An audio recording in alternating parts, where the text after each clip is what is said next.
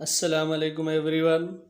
आप इस घर का विज़िट कर रहे हैं जो कि बहुत ही खूबसूरत अच्छा घर बनाया गया है, जिसका फ्रंट व्यू बहुत ही खूबसूरत बनाया गया है।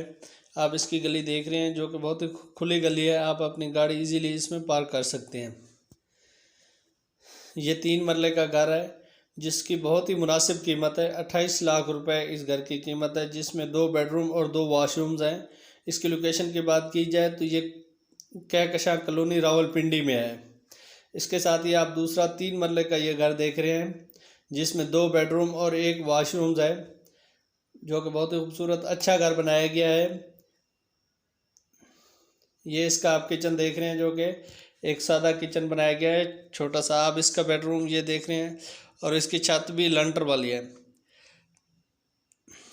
अगर आप न्यू व्यूअर्स हैं तो मेरे चैनल को सब्सक्राइब करें और बेल आइकन को प्रेस करें ताकि इस तरह के अच्छे और ख़ूबसूरत वीडियो आपको मिलती रहें।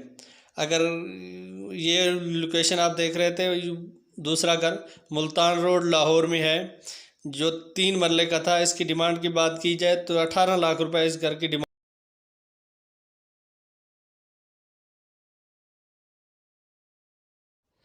आप इसका वाशरूम देख रहे हैं जो कि बहुत ही खूबसूरत अच्छा वाशरूम बनाया गया है।